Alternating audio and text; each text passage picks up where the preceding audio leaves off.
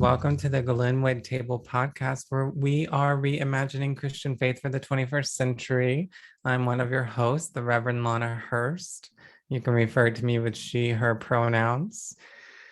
And we have two former and long-standing members. One of our other hosts is here, the Reverend Emmie Arnold, and we have Virginia Goss. And we also have a new voice joining us. So, Brendan, would you like to introduce yourself and give us a little context of your faith background? Yes, I'm Brendan Berth. I use he, him pronouns. I come very much from a Catholic background, and am actually still Catholic myself, but also am very, very open to a wide variety of Christian faith traditions. So yeah, that's a little bit about me, and I'm also a friend of Emmy's. Okay, so we are switching things up a little bit. We got a Catholic in the mix tonight, which is especially pertinent because tonight we are talking about reproductive rights in the church. And tonight we want to talk about our own experiences that we've had in the church in terms of how reproductive rights were presented to us within a Christian framework, and what do we want to hear ultimately. So to start off, I'd love to hear some questions or some reflections on what did you hear in the church? What were your initial understandings from church about reproductive rights?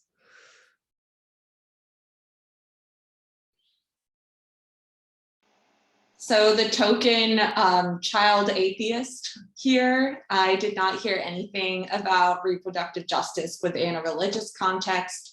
My mom was a consistent donor to Planned Parenthood. There was never any question in my house that sex ed would happen at school and at home, and that the conversation in the door was always open with my mom, and that she wanted to know about things to make sure that we could be together in medical things if necessary.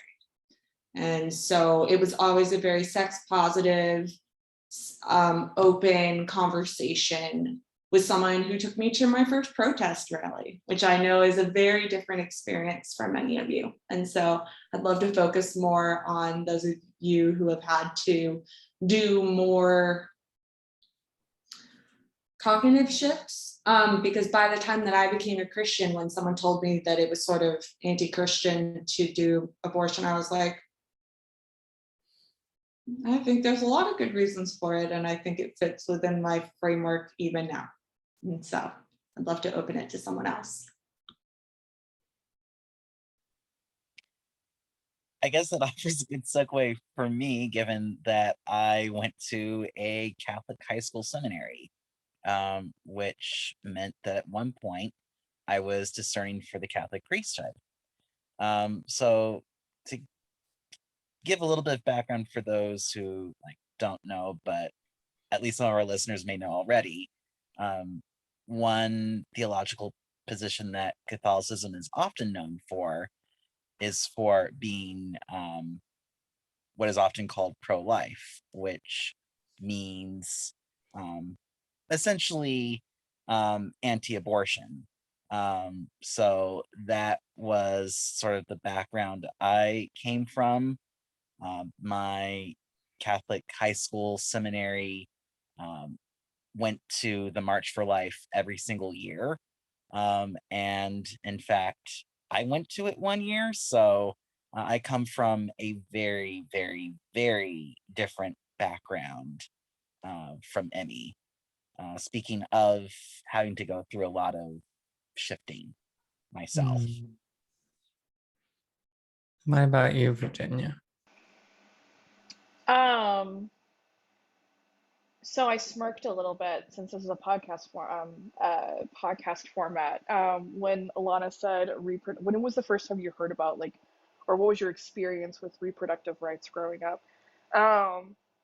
And the smirk is that I probably didn't know the verbiage of women's reproductive rights probably until I was in college, I would assume. It was never framed in that way.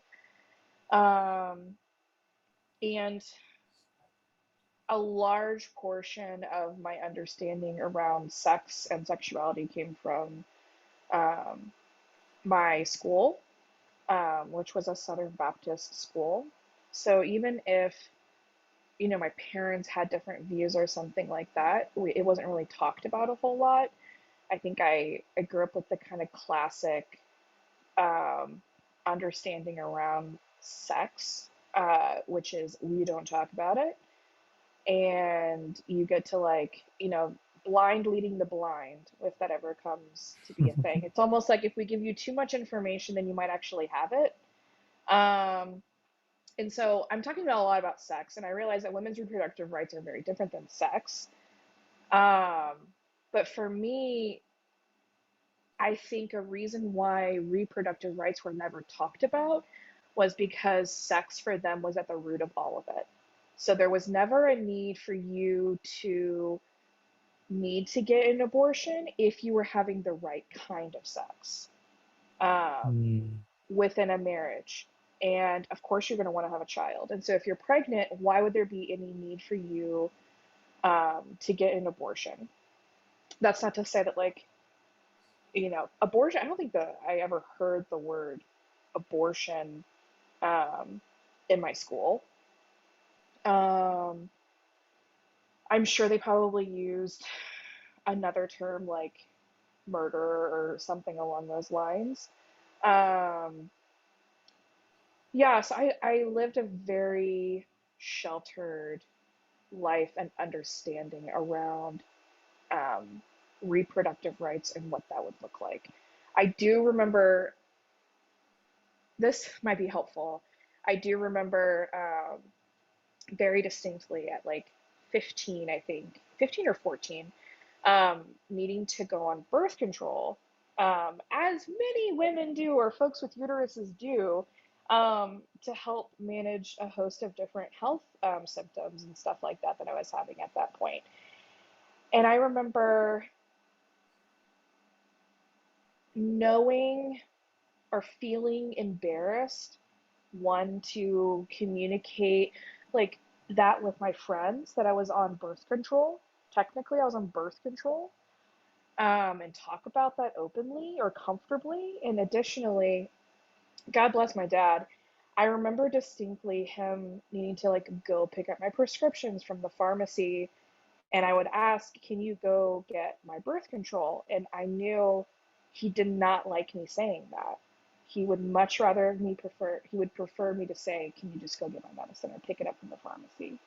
So there was this like built-in embarrassment and shame around um, needing that, and not even needing it for the sense of like preventing pregnancy or anything like that. Like needing it because, you know, I had horrible periods and had migraines and all sorts of different things that were debilitating. Um, yeah, that feels like a lot of stuff. So there you go. There's my understanding of growing up with women's reproductive rights. Yeah. Yeah, I mean, I think that touches on how in the Christian conversation, it's not just about can people get an abortion. It's a broader question of what does it mean to get an abortion and why would you get an abortion and what are the contexts in which abortion arises or the need for abortion would arise. I assume some kind of sexual relationship often. And why do we think about that sexual relationship? Do we condemn it? Do we not? But it also extends to questions about how we think about like healthcare for people who have uteruses, right? It's a much broader question that ends up getting implicated in this. And I think we often miss the nuances there. Right. So we're thinking about women, we're thinking about trans men, we're thinking about non-binary AFAB folks. We're thinking about anyone who was born with a uterus and may need at some point some kind of healthcare having to do with that. And so a lot of people are implicated in this, at least half the population. So I think for me, I would say that as a kid, yeah, it definitely didn't talk about abortion. I don't remember hearing that word. Uh, it was one of those, I mean, Virginia and I have like the same background essentially. So same things apply in many ways. Like we just didn't talk about sex. Sex ed was left up to the schools. But even then, I don't remember learning about abortion. There is this very recessed memory that I have of in eighth grade, I was on a debate team, and I don't even remember the debate team except for we did an abortion debate, and I was on the pro abortion side. And my teacher pulled me aside and she said, I know that you're Christian, and I just want to make sure you're okay with this. And I thought, like, like it gave me pause, but I didn't really have a framework, a theological framework to think about it. I just knew that there were people who were anti-abortion, who were Christian, and I felt okay at the time. I mean, I wasn't connected to a religious community or anything really, except my grandparents, but I felt okay at the time being on the pro-abortion side. I didn't feel like I was really like I didn't feel like I had any strong sense of pro or anti or anything like that. Um, but then when I went to college, to Southeastern University, I, man, there was a huge anti-abortion slash pro-life movement there. And particularly, I got really involved in International House of Prayer, Kansas City stuff, and IHOP for short. And they were very big in the pro-life movement. I remember even I was visiting my parents who had moved to Tennessee, and there was this local church I attended sometimes that was connected to IHOP Kansas City. And I think it was Christmas Eve, and they were preaching about like Herod killing the babies in Bethlehem. And the pastor compared that to American abortions and talked about how we're killing off a generation of prophets.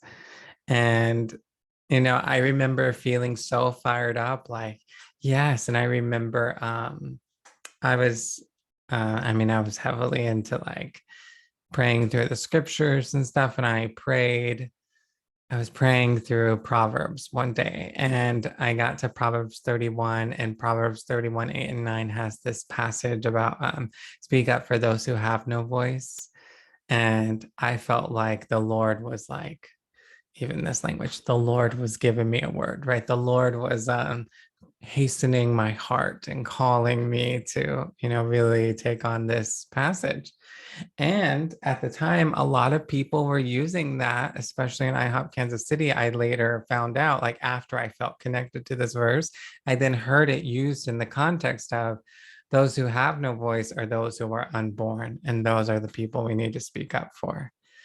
So from that point on, it was kind of cemented for me that to be a Christian was to speak up for those who had no voice, and those who had no voice at the end of the day were really those who were unborn. And it was certainly framed as we were like Herod murdering babies. It's so bad. It's so bad. There like are no words. So so yeah, I wonder what else is anyone, I mean, what do people, what's coming up for you right now as you hear that? How does that resonate? How does it not resonate? What is your theological convictions now?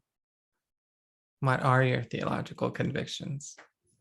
I mean, I can definitely hear the passion and the plea behind the idea of speaking for those without a voice, including those who, like, you know, babies, infants, etc., like, and other folks who literally cannot vocalize for themselves or create words for themselves, or however you want to put it. And so there is something beautiful to that. And it's also ignoring all the people who are already born, whose voices are being silenced, including the people of color who are most affected by abortion bans, people who are poor, people who don't have good access to healthcare, or if they are interested in being pregnant, who experience higher infant mortality rates and lower rates of prenatal care. And so if we are concerned about speaking up for those and amplifying the voices of those who do not have one, there are plenty of people on this side of things who already exist, who are already suffering. And I think, honestly, that's where my compass continues to come back to, is there are already people here. And so the person whose life is already here, I believe, it deserves even more of a voice than the life that is not here yet, or not going to be here, since not all abortions are for unwanted pregnancies. There are a lot of miscarriages or genetic abnormalities that will result in painful life, etc. So I will say that even in my former context, people would say, sure, people are going to be born with abnormalities, or we're told that they will be, but we need to trust God that everything's going to be okay. So they would go through with it.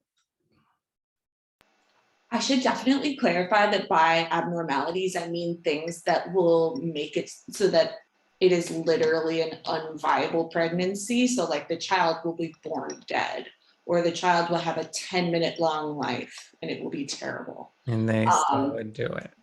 So because I am such a strong disability theologian as my main lens, like I just really wanted to make sure I clarified that all the way through, because sometimes I believe that pro-choice arguments go too far in talking about the kinds of pregnancies that could/should be aborted.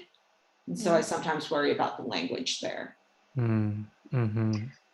Like the qualification of like what life is deemed saving. Yeah. Like right. A lot of people abort fetuses with Down syndrome once they learn that the fetus has Down syndrome. Mm-hmm.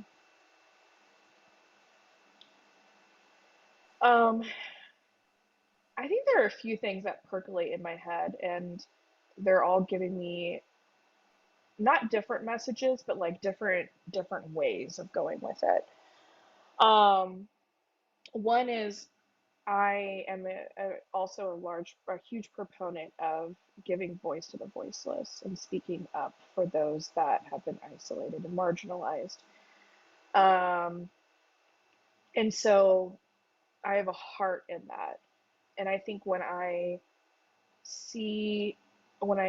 heard about overturning of Roe v. Wade, I immediately think of the women and the people with uteruses that feel like they have no other options, and their voices not being heard. Right? We're cutting out those voices. We're saying they're not as important. And I also really worry about suicidality. I worry a lot about women that are going to feel like they have no other option out, and that death feels preferable than having an unwanted pregnancy for whatever reason that is. So that lies heavy for me. I also have this other vein of working in a hospital context and seeing, a good portion of my job is responding to fetal demises, which is what in the hospital we call a miscarriage or a stillbirth. And so I've worked with a lot of women that have lost babies, that desperately want those babies. Maybe there's several people that I've worked with multiple times, that have lost multiple babies after rounds of IVF or what other means they have to make that happen for them, and desperately want to be parents. Um, and so I have that like high respect for life and the fragility of life, and the fragility of like what it takes for a life to be born and then also to actually raise it. And so I also have this vein of, unfortunately, and I'm sure Emmy has this experience too, of working with a lot of kids, that have been severely neglected and abused. And it's so apparent that their parents didn't want them. That was not something that was in the cards for them, and they probably just didn't have the resources to make it work. And so I have that sort of talking to me too. And then I also have, one of my favorite places to go for like theological understanding, which is called the Midwife. Um, and so for folks that like have not watched Call the Midwife, you should watch Call the Midwife. I love all like British programming. But I think Call the Midwife really has, a I don't know, it's like this visceral truth that is in this show. And a huge portion of the show is around women's reproductive rights and talking about the pain and the death that can come from people trying to access abortions, um, in unsafe circumstances. And it's like, if that is not convicting, then I don't know what is. Um, so those are kind of all the things that are percolating in my head right now. Mm-hmm. Yeah. What about you, Brendan? Yeah. Um, I guess for me, um, I think where I'm at is that, speaking of giving a voice to the voiceless, I think in this, um, on this issue, it is of utmost importance to give a voice to the people who, um, either end up getting an abortion or are in the sorts of situations that, statistically speaking, um, make one at most risk for, um, getting an abortion. So um, women who don't have a lot of economic means, for example. I read in an NPR article just earlier today that 3/4 of women who get an abortion are below the poverty line. Um, I have all too often found that those voices don't seem to be at the center of a lot of these sorts of conversations. Um, so that for me weighs very heavily on me. Um, and then I think another thing that weighs heavily on me, not just with abortion, but with a variety of other theological issues, is how much a lot of theology, um, beliefs and issues, um, end up being fear based. And I tend to just in general have a intense level of skepticism when it comes to any theology that is fear-based.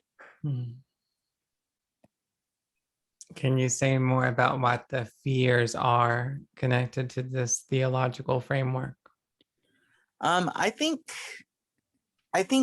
just in general, fear of people's bodies, when it comes to particularly sex and sexuality in general. So I think there is a lot of fear surrounding that, in particular. So. And what's the fear, though, that God won't accept them or love them? Yeah, I think that's the biggest fear, or at least one of the biggest fears that I have noticed. Mm-hmm. That fear that God won't accept them or love them, which is a fear that plays out with a variety of theological issues as well. Right. Not just abortion, but abortion as well. For sure. Yeah, I mean, I think that's a great point this is connected to our larger Christian framework. This is connected to how we understand who God is and how God is at work in the world and what God is up to in the world. And I think the sad truth is that religion has often been used for fearing or for control through fear. Right. And so if you can, and it's very effective, very powerful. You can create lots of fear and shame by telling people that you are an authority, that you know what God thinks, and that you think God thinks that what they're doing is wrong. That's a heavy authority. And in many ways, the church is losing that authority in our own culture, which I think in many ways is good, but I think in a lot of ways also our culture is just reacting to those things rather than responding, creating a more helpful response. So I wonder, when we think about what's a more helpful response to the church, what is a helpful theological response for a way forward? Because I do think that the pro-life movement is very much rooted in our own theological framework, that this is rooted in Christian tradition.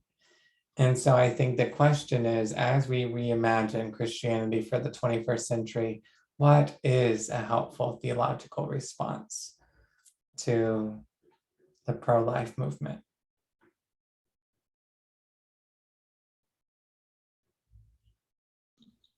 I think one of the things I've sort of come to understand in my mind about the pro-life movement is if someone has integrity in their beliefs of if you're going to be pro-life, that means literally everything in between. That means you're for parental leave. That means you're for universal pre-K, free lunches for all, CHIP and other child Medicaid programs and things like that. If you're going to be pro-life, go whole hog. Because I can respect someone who has integrity of being quote unquote pro-life, anti-abortion, anti-AK or AR-15s, anti every single thing, mass incarceration, death penalty. But I don't really find that many of those. I can probably list them on one hand. And I've walked in a lot of evangelical circles. I used to live in Nashville, Tennessee.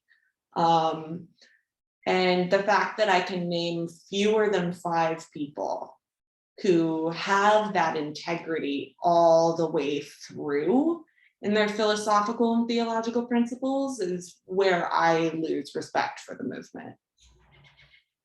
And I think that, and what I'm wondering more is, I think certainly that's a very valid point. I think the truth is all of us lack integrity fully in our beliefs, for sure. So, I mean, we could easily talk about our own selves there too. I think though, I'm wondering, so for me, I can, I was very acquainted with, a biblical basis for a pro-life movement. Like there was a whole theology around it. It wasn't just like, well, we think God is pro-life. I mean, certainly it was tied up in political power and ideology and politics of the 60s and 70s, but they used the scriptures and they wove this tapestry. And so I'm wondering, what's the tapestry that we weave? What are we weaving? Are we just saying you're wrong, or what do we say?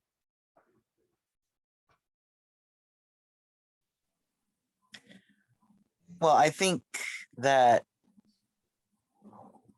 I think that one of the important things that, somewhat dovetailing with what Emmie said, that, is often missed in these conversations is, relating to mentioning of paid family leave. Some of the reasons why people get abortions in the first place. And that often gets missed in those, in these sorts of conversations. In a lot of cases, and this is according to a Guttmacher Institute study years ago at this point. A lot of it was found that a lot of people get abortions because they're not able, women are not able to afford to have a baby in many cases. There are a variety of other reasons as well, and I forget some of them right off the top of my head. But I think that if one is serious about actually reducing the number of abortions, then it's important to understand the circumstances that lead to an abortion in the first place, and then work from there. Certainly. So what And you're the real, saying, I was just going to say, what you're saying, Brendan, still assumes that we want to reduce the amount of abortions. yes, But that is correct.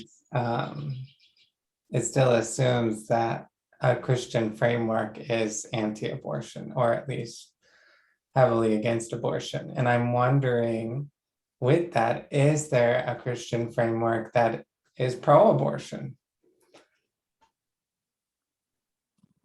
Pro-abortion in terms of it being legal, or pro-abortion in terms of it? I mean, I think there's a wide spectrum of pro-abortion. But within a Christian framework, how would Within a Christian one framework. construct that? How do you construct that? Emmie, you have what sounds like a much more pro-abortion stance. Not necessarily that you're saying everybody get an abortion, but you're saying, you know what? This is a viable option. Theologically, I think, where do you ground that for you and who God is?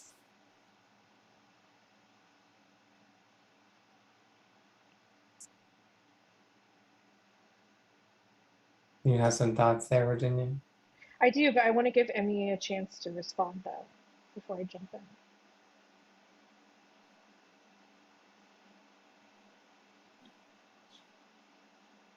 maybe this reflects that I didn't grow up like swimming in Christian contexts, but like I'm okay in this case not having a super strong scriptural argument for being pro-choice, and instead relying on like theological and sociological reasons rather than a scriptural reason, or reasons as in like what I see as my own reasoning, whether someone agrees with it or not. but I do worry sometimes. Like, I am going to say, like, when you mentioned a minute ago about like, that assumes that a Christian framework immediately or like already has in mind a reduction of abortions. I definitely do. As someone who works with kids, I like the thought of it breaks my heart. And yet, as someone who lives above ground with people who are currently living, who are seeing baby formula shortages, who are experiencing wild healthcare costs, who are seeing a world on fire with climate change and are so stressed out by their jobs and poverty.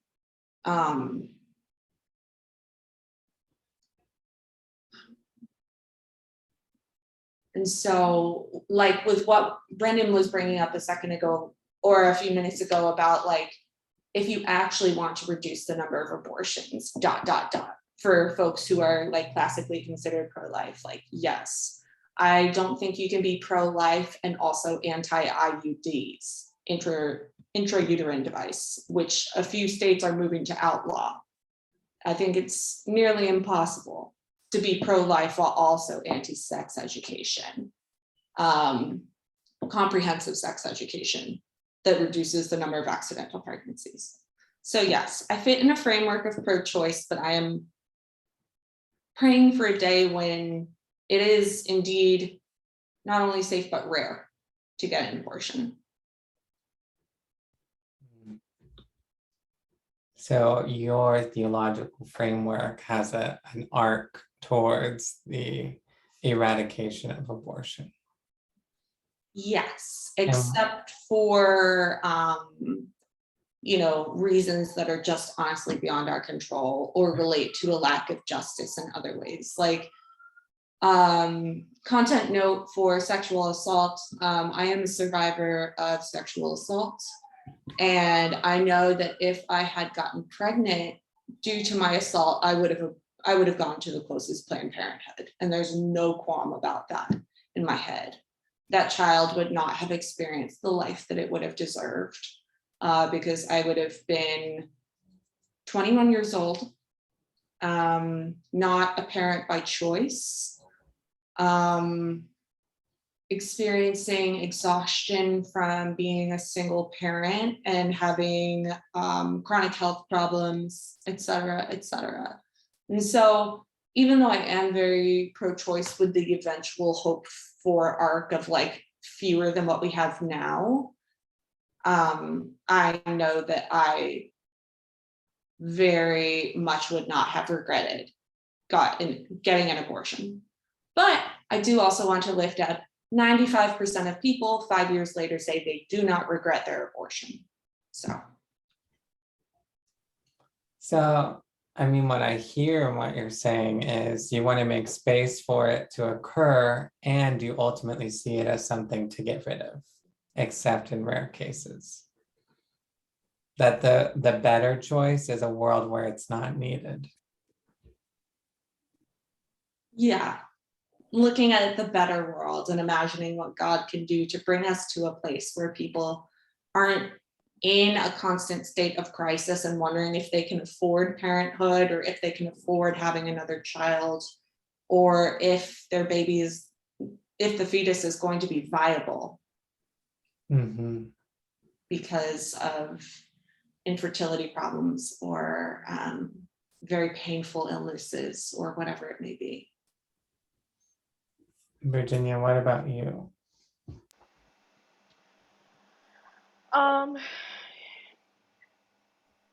Christianity is such a embodied faith tradition.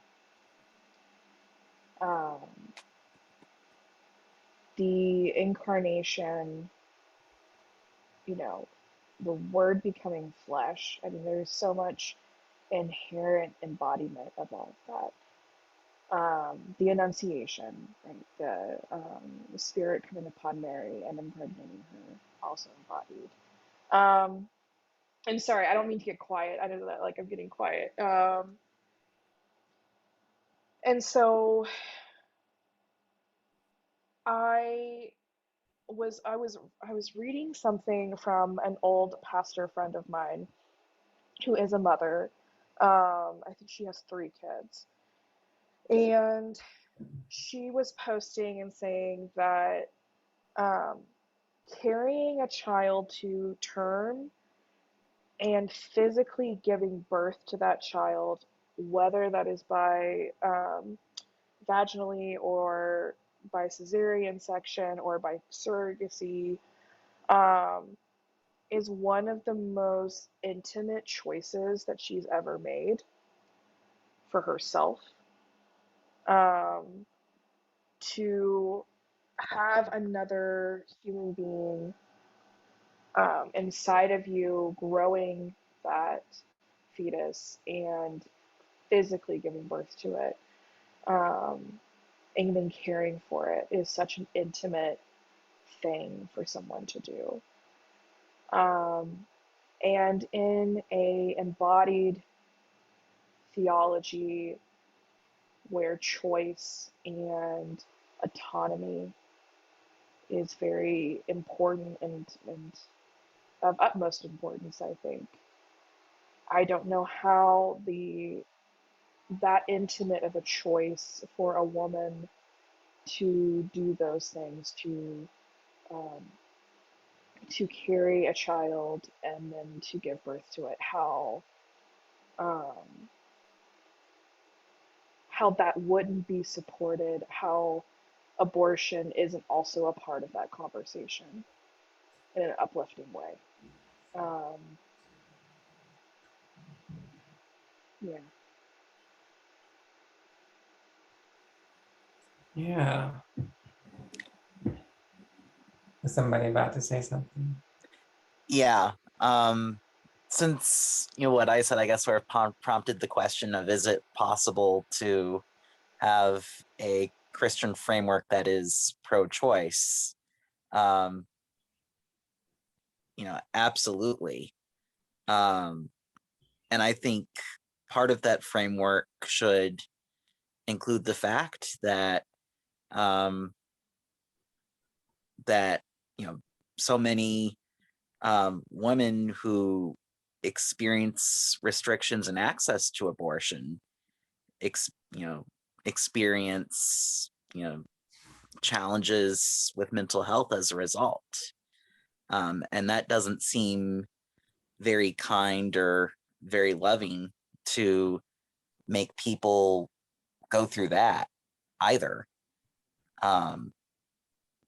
So I think that alone, at least for me personally, provides a framework for the importance of there being access to abortion,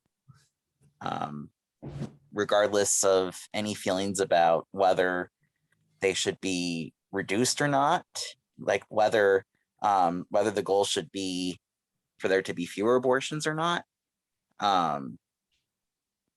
Just the fact that there are that restricting access causes such challenges, mentally as well as economically in many cases, after such experiences, that weighs very heavily on me, and I think should weigh heavily for a lot of us. So I think in thinking about a future where abortions are decreased, what I hear in that is the assumption that abortions are inherently not the best way forward, and that a better way forward is to have less of them. And to me, that still sounds like it borrows the assumptions of a pro-life argument that say life begins the moment that the egg is fertilized. Life begins at conception, and that is when we must begin to protect it. And that's not my framework. I think, like, for me in the future, have as many abortions, have more. I don't, like, to me, it's not, I don't know. I don't see it as a bad thing. I see it as a thing that we need in a world where people are going to get pregnant and they may not be ready to have a child. They may not want children. They may be in these circumstances where it's feels impossible to be able to raise a child and do so well. There may be cases of rape and or incest. It may be a trans person who gets pregnant, who for them it's a very dysphoric experience to be pregnant. Like there's all kinds of reasons. And so for me, abortion is a good in many ways. It's not an evil, it's a gift. It's something that we can offer to people who are in circumstances that, I mean, in many ways, I think we are not just protecting the parent, but we're also protecting the child who could be and who could experience a life that would be harmful. And so I think, you know, in the pro-life argument, at least in the pro-life argument that I was part of, there was a huge emphasis on when life began and how that's what makes it murder. That's what makes abortion bad. Abortion is bad because it's murder. And it has to do a lot with this notion of imago Dei, the image of God. Every person is created in the image of God. And so I think that's a really important question to wrestle with is, what does it mean to abort a fetus? Are we killing a child? Are we harming the image of God? Yeah, and that raises a whole big question of where does life begin? Yeah. Which I know scientifically there isn't, I mean, please correct me if I'm wrong, but scientifically there isn't necessarily one answer that everyone agrees to. There are multiple arguments for multiple stages.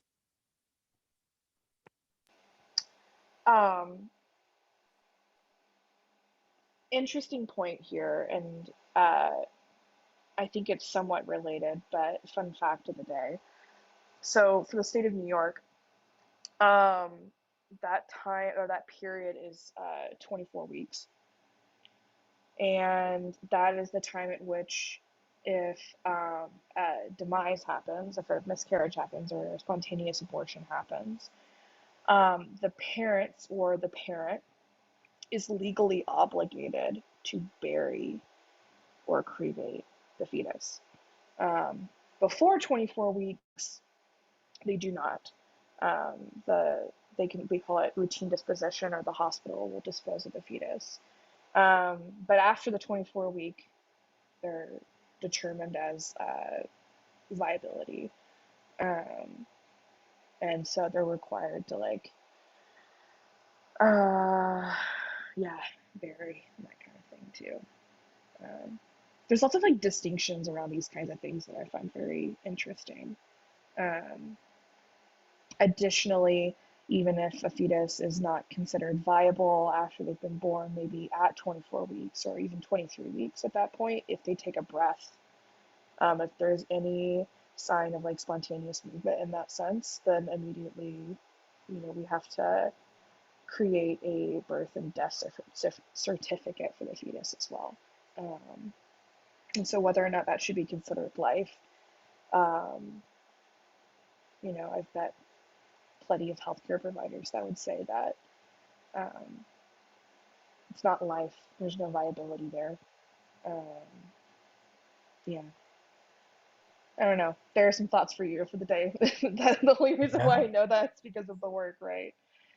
Yeah. And I think, there are some religious frameworks, but that is the definition of when life begins, is when you take your first breath, because it goes back to God breathing into Adam and bringing life, the human, Adam, the Adam, is made out of Adamah, the earth. And it's not a human, it's not alive until God breathes into it. Yes, and that's a Jewish theology that we lost in the Christian framework sometime since 1960. Because in the articles I've read, it seems like Christians did not care about abortion until around the time of civil rights. And then it got linked in with a lot of white supremacy stuff. For sure. There's a whole political white supremacist feminism. It's all connected. And so I think this is why it's important for us to not just, I think this is why it matters that we can think through our assumptions here and say, you know what, I didn't realize that I was even assuming this. And here's the framework that I think might be a helpful way forward. I think that, I think everyone sort of hit on this, is that abortion is not something that's necessarily easy for people to do. Like I have one of my friends that I worked with at a church, she had an abortion during while we were working together, and she didn't tell anyone at first. And I just remember she was so heavy for a while, and then eventually she shared. But for her, it was a real, it was a loss. There was something to grieve there, the loss of what could have been. And so I think that even in the framework of gift, that doesn't mean for me that it's necessarily something easy or that feels happy. I think that for me, seeing it as a gift is something that helps aid us in the sufferings of life. That may also bring about its own suffering.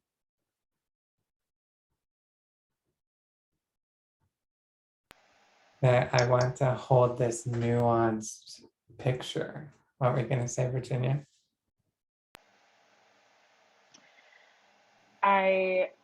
So you talking about that, like the tension that it's holding. I'm like, should I say this or not? So when I came across somebody that who was, I guess she was, let's see, you know what? Never mind. I'm gonna have to hold back on that. I'm sorry. You keep going on it. I'm sorry. That's okay. This is a HIPAA violation. Keep going. Oh.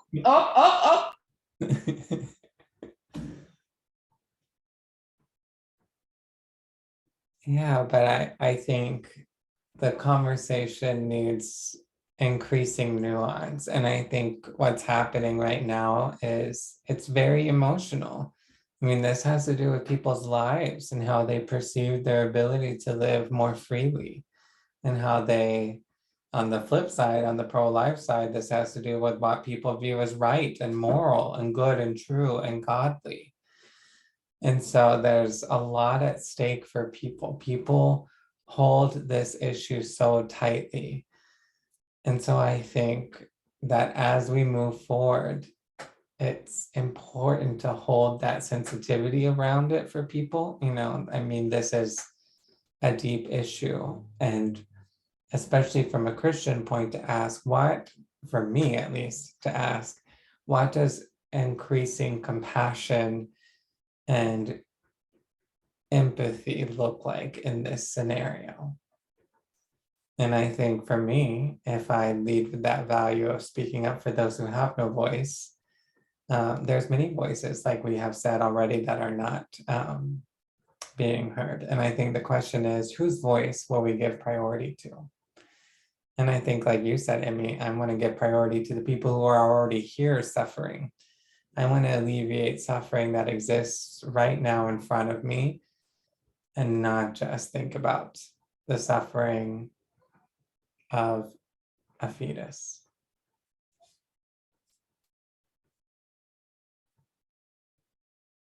But I think part of this too, Emmie, like you were saying, it's linked into white supremacy and the civil rights movement.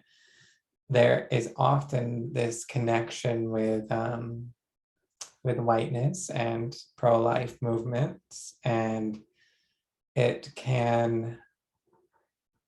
certainly can perpetuate stereotypes, it can perpetuate racism, and I think that it has to do with the way that we can see the issues right in front of us.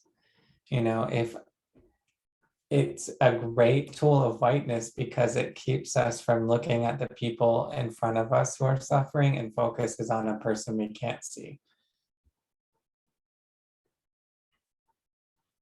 It moves it takes the passions of the heart and puts them in a place that's neat and tidy. You don't actually have to do anything for that fetus at the moment.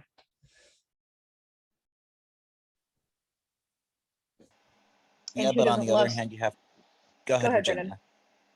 I was going to say, but on the other hand, you do have to provide health care and schooling and food and shelter and so many other things to those who are already here. Things that, if you ask me, we don't do a very good job of for those who are most vulnerable. Mm-hmm. Right. What were you going to say, Virginia? I was just going to say that it's easy for us to place all of our hopes and dreams um, in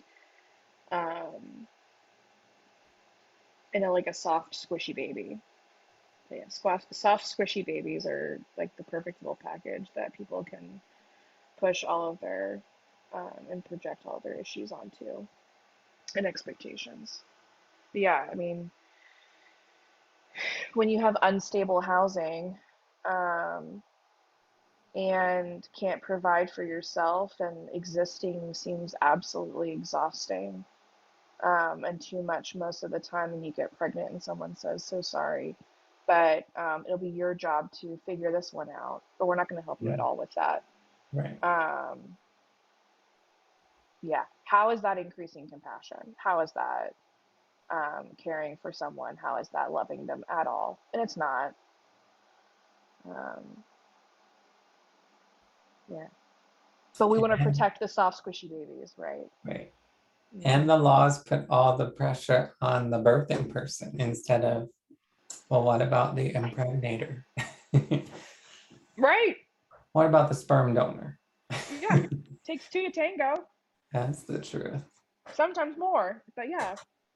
So we also can clearly see the patriarchal influence in these laws.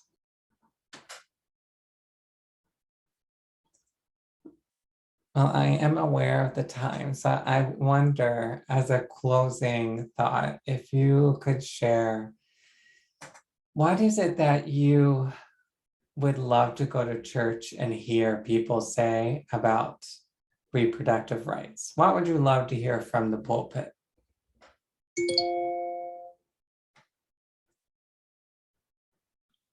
I wish I heard anything from the pulpit. Anything, even anti-abortion sermons?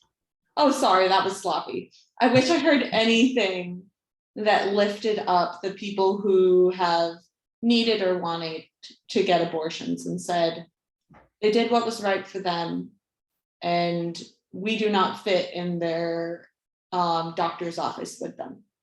We are not them. We are not the person who got them pregnant. We don't fit in there. And I trust that God is with them in there, whatever it is that they choose to do. Mm-hmm. I wish for the church to recognize that people that are trying to access abortions don't need the church and religion weighing them down in that decision process when they're making those choices for themselves, but rather the church and religion can be something that can uplift them in those decisions for themselves, and helping them have their autonomy over their bodies. Mm. I wish that there's a recognition that there are many things in life that involve difficult decisions, and that the choice of whether to get an abortion or not is one of them, and that um, and that we and that the person from the pulpit just encourages people to um, talk between themselves and God as to whether it is the right decision for them or not to get an abortion, because ultimately, um, I'm not God. None of us are, um, and um, that decision should be between the um, pregnant woman and God, or between the pregnant person and God. So I think for me, I think the reality is, even if the church that you're in hasn't said anything, the church at large in America has said plenty for us. And so the assumption is already there, the groundwork is already there. Like, I have people come to me all the time with an assumption of what I believe. And so this is why I think it's so important that we as clergy can say what we actually believe from the pulpit, because what we're doing is we're removing stigma and we're creating a sense of authenticity. Even on Sunday, we were talking about how we're going to have drinks at an event in church, and somebody shared how in the past they all knew that each other were having cocktail parties and they would go to each other's houses for cocktail parties, but they would never do it in front of the pastor. Right. And so there's this disconnect often between what people do in church and what they do outside of church. And people will then carry shame for what they do outside of church because it wasn't talked about in church, because it was already assumed what was expected. And so my hope is that when we think about the pulpit, I would love to go to a church, which I have.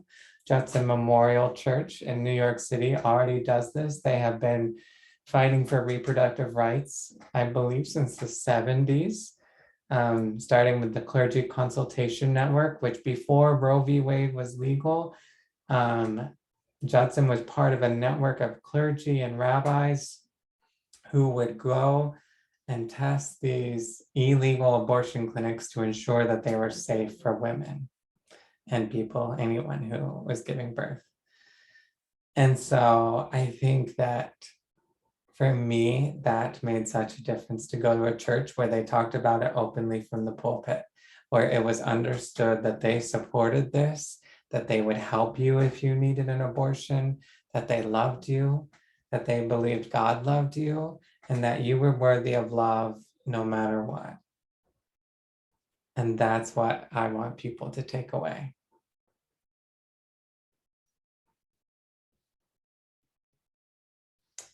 So thank you all for joining this conversation. Emmie and Virginia, did you want to introduce yourselves?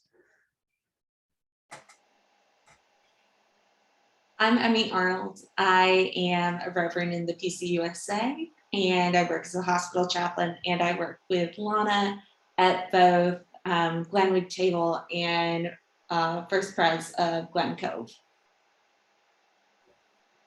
And I'm Virginia Goss. I am a member of the PCUSA Church in the ordination process, and I am also a hospital chaplain here in Brooklyn, New York. Wonderful, wonderful. Well, thank you all so much, and I look forward to our next conversation.